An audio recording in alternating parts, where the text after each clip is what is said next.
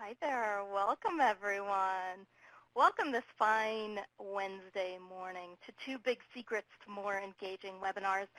For folks who have already joined in on some of the questions here, thank you so much. It looks like we've got a very good mix of folks who are using webinars for internal clients, external clients, specific niche clients. I saw a couple of folks who use their webinars for specific faculty in the higher ed, for software training, for internal and external clients. I see a couple of folks who are using this for doctors or specific specialized staff. I love it. Some of the things that it looks like you're using webinars for are to share best practices, internal and external training, and mentoring and coaching. Fantastic. So today we're going to talk through a handful, actually two, big secrets for how you can have more engaging webinars, whether your clients are internal, external, or some kind of mix of both. So let's get started. My name is Dana Sednick-Bowler, and I'm super happy to be here with you today. You can learn more about me on my LinkedIn over here, this hyperlink here. And I've got two requests of you today during this half hour with me. I'd like you to stay here and share what you know. You're going to be using your typing fingers. Over here on the right, I can see that folks are already starting to put in some notes here. And Diane, I'm going to go ahead and try and raise my voice. Hopefully that's better for you. I'd like you to share what you know. So any kind of additional expertise or thoughts that you have, jump in, use your typing fingers, add that in there as we work through this together. And then I'd like you to use what I call the law of 2 feet. So while you're here, why don't you keep your 2 feet or virtual feet firmly planted here in the ground with me in this Adobe Connect site. So try to minimize the distractions, close your Outlook, all that fun stuff. So let's get started. Let's talk about 2 big secrets to more engaging webinars. Let's talk about big secret number 1. First, I'd like to ask you, please share in that chat pod right there, what is the one thing that your customers wish that you'd give them for free?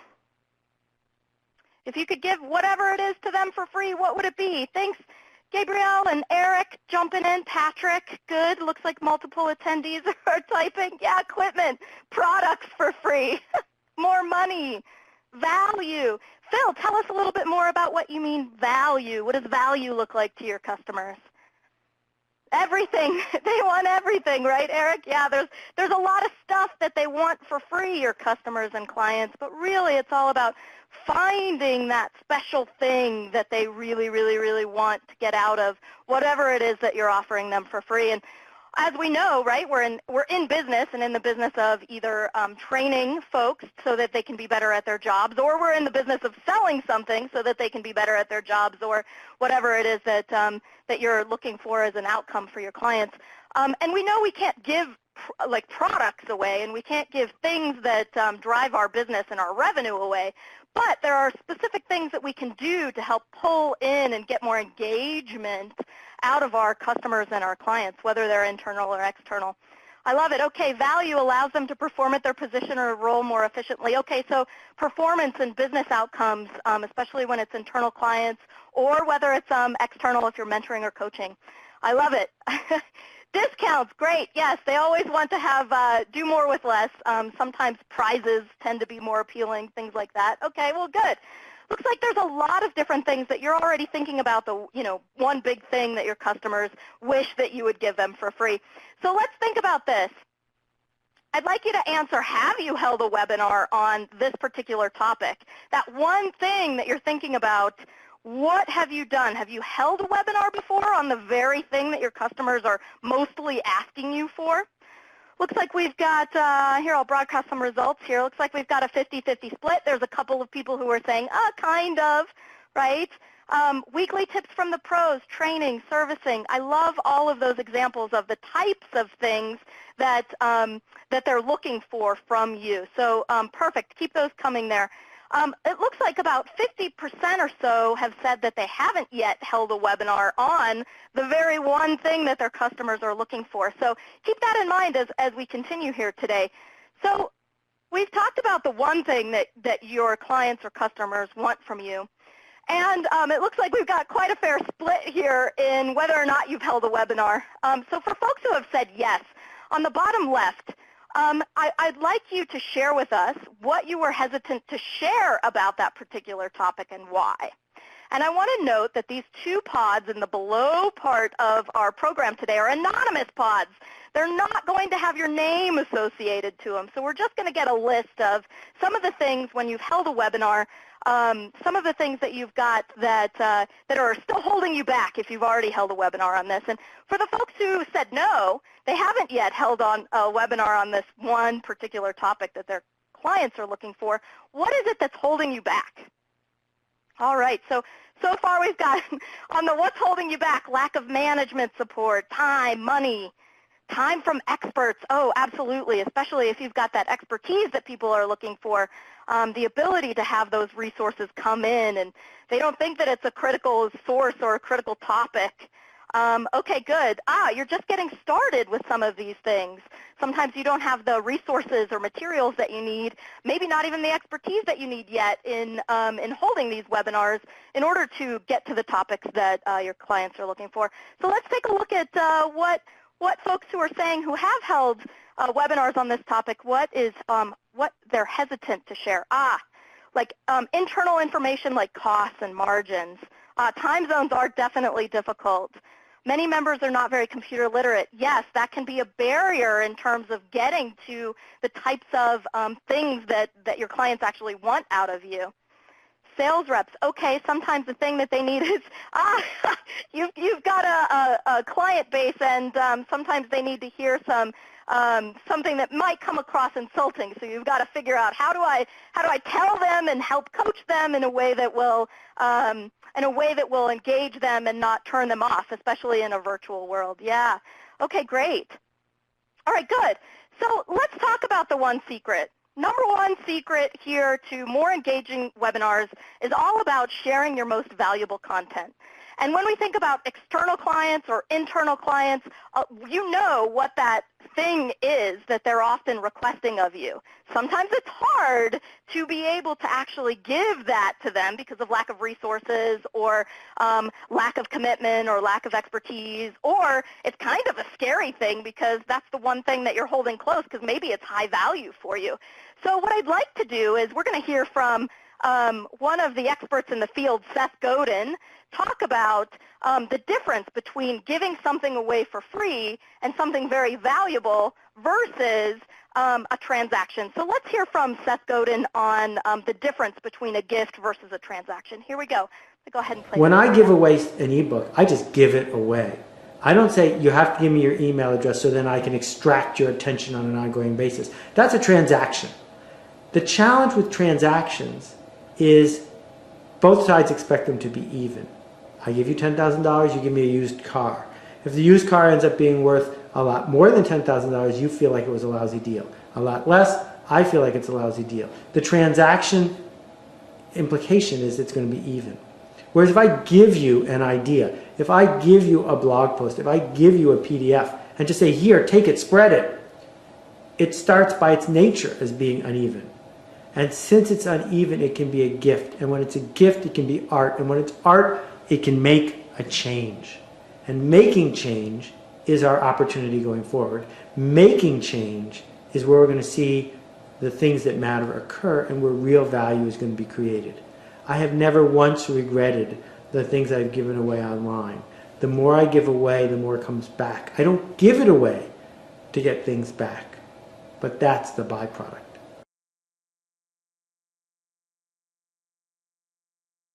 All right, great. It looks like we had a few folks who weren't able to hear the video. So what we can do is we can share out the link to the video a little bit later after the webinar here. And for folks who weren't able to hear, this is the only video that we'll have today, but we will share that out. And just to give you the gist of what Seth was saying, you know, giving away something for free, a gift versus a transaction, can provide even more great value and returns in terms of the types of things that you're giving away to your clients. So Big secret number one to more engaging webinars is all about sharing your most valuable content. I know a lot of times marketers and folks who are looking to share stuff often hold that back because they think it's the highest value and people should pay for it. But when you are able to share that most valuable content and across the board in all of your social media and marketing channels, you're able to create that clear, consistent, compelling message that has no barriers to entry. That's where you're going to get your biggest value out of some of the webinars that you're doing from a marketing perspective, right? To really pull in your clients and get them to start engaging with you, because really that's what they want. All right, so good. Let's talk about secret number two. Big secret number two. Tell me, what are the worst offender engagement habits that you have seen? Share with me in that chat pod the worst nightmare webinar engagement habits you've seen. All right, Brittany, thanks for jumping in. Looks like there's a couple folks here who are continuing on. Excellent, excellent. Yeah, Brian, great. Really, it is the content you share is your commercial. If you share stuff that isn't valuable to them, you can expect stuff that isn't valuable in terms of the things that you sell, right? High quality things that are given away for free emotes that whole high quality of what it is that they will give you that they will give you money for, right? And the biggest thing about folks who have joined who said they share their expertise for when it comes to best practices, when it comes to training, or when it comes to coaching, right? Sharing some of the key components of what you offer as your value proposition for free doesn't diminish the opportunity for folks to hire you for pay because no one else can do it like you can. So that value comes in tenfold when you share what it is that you actually know. All right, so some of the worst offender habits, I love it. Technology challenges. Look, we have them all the time. That happens. Slow typing. Sometimes I hear crickets, right? Or on the other side, like what Catherine says, oh my gosh, the noises and the interruptions and the stuff that's coming from audio phones. People not paying attention to the webinar, especially when you ask them to mute the phones. Yep, I love it. Using slides as speaker notes. Oh my gosh, the death by PowerPoint happens all the time. Absolutely. People who call in and just want to listen, right? They don't have their 2 feet firmly planted with you. Love it. Presenters who try to stuff too much content in the time allotted. Melissa, you make a really great point, right? When we think about what it is that we want to share, what are the nuggets, right, that we want to share as opposed to everything in the world. We're experts oftentimes as webinar hosts or webinar curators, and often we're really excited about the products that we have, and sometimes we just overshare and have too much to say. We forget that sometimes our participants are novice and they need to know just the basics to start. Yep, love it. Okay, great. Good. So when we think about sharing things and some of the worst offender habits, right, I want to highlight a news source on the internet called Reddit. Some of you may have heard of this site. And at Reddit, one of the things that they do, you'll see a picture of Bryan Cranston below. And Bryan Cranston is participating in this activity that folks do at Reddit called Ask Me Anything. And so what I want you to know, answer is, because you thought about, like, what's the one thing that your customers want you to share, right? What is it that your customers love to ask you about most? Maybe it's around that one thing that your customers want you to share for free with them. Maybe it's not, right? Think about if you were a participant in the Ask Me Anything and your customers had no fear to ask you anything about your product or your expertise or anything. What question might they ask you? Gabrielle says, how does it work? Tell me about how it works. Specific things about software features and functionality. Maybe they want to know about some of these things. I love it. Carl says, why does it cost so much? Do I have to be on camera? Can you do my work for me? Can you do my work for me for free, maybe even? How do you measure results? Scott, I love it, right? Especially for those webinars that are mandatory. Do I really have to do this?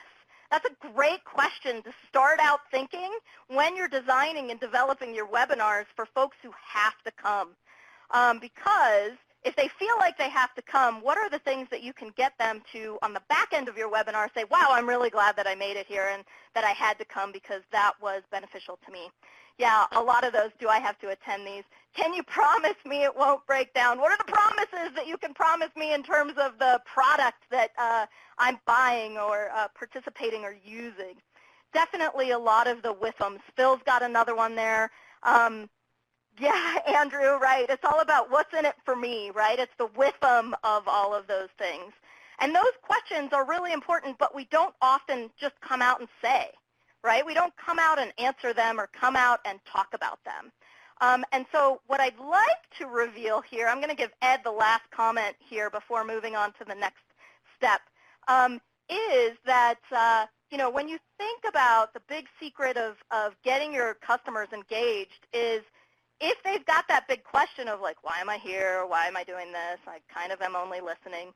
How do you get them involved so that they stop thinking about that question in their head? One way to do it is to just call it out and talk about it up front. So here we go. Secret number 2 revealed. Create conversations with your customers. Remember what we talked about on the at the beginning of this webinar? What is the one thing that you wish your customers, you'd give them for free, your customers want from you for free? What I would love for you to do is go and revisit what it is that you said and share with me, how could you turn these into a conversation? Because really, as a webinar, it's all about creating conversations with customers. So looks like we've got a couple of multiple attendees pointing here and starting to participate. I love it. Good. You know, Carl makes a good point about webinars and the structure, right? They should be small bites, quick, interactive, bringing people back for more. All right, how could you turn these one things into a conversation?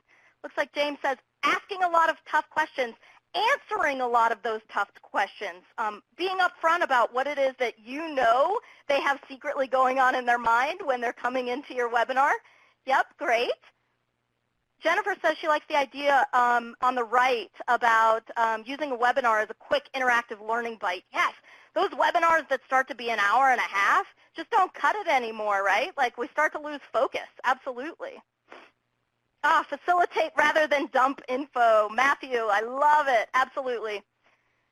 Yes, Patrick, right on. Start the webinar with the answer that they want to hear first.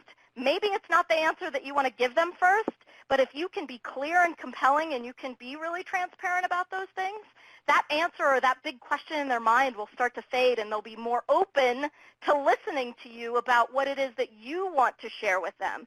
So you flip it and share what it is that they want from you first, and then they'll be more open and ready to hear what it is that you want to communicate to them. Oftentimes we think about the flip, right? Oftentimes we're like, what do we want to share with our customers? But what I'm asking you from a secret perspective is flip that, all right? Okay, very good, yeah. I love it. Rhonda uses humor a lot. I love humor as well. Any kind of interactive activity or component that you can tie in with your customers, that's a great way to be able to pull in and keep engagement when we're in this thing that we call virtual here. So this looks great. I love some of these comments here in terms of how you can turn these into a conversation.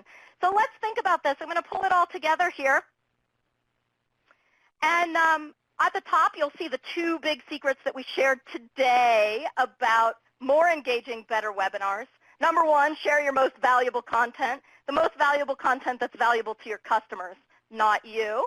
And number 2, create conversations around that content with your customers. What is the biggest questions that they're asking of you? So now that you've thought of this, I've got another anonymous pod here right in the middle. And we're thinking about that one thing that customers are asking us to do, and we're thinking about the conversations that we might want to have with them. If you're building your next webinar, share with us what might your title be.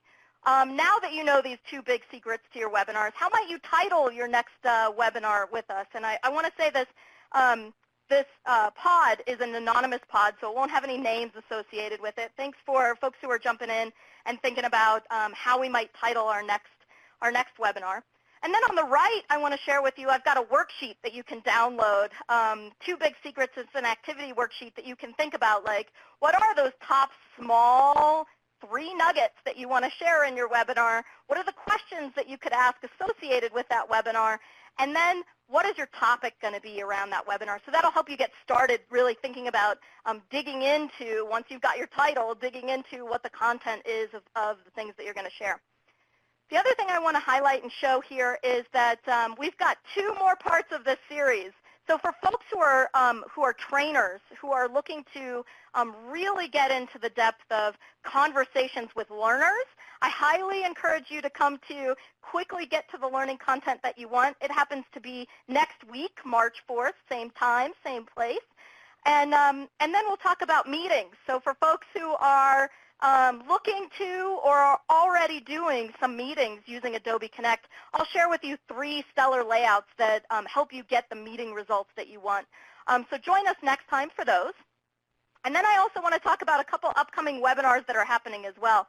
I noticed in the beginning there were a handful of folks who were already using Adobe Connect, and some who were either thinking about it or haven't used Adobe Connect. If you want to get started, MeetingOne here has a great webinar called Getting Started with Adobe Connect. That actually happens this Friday, so you can sign up at the 3rd pod below on the right.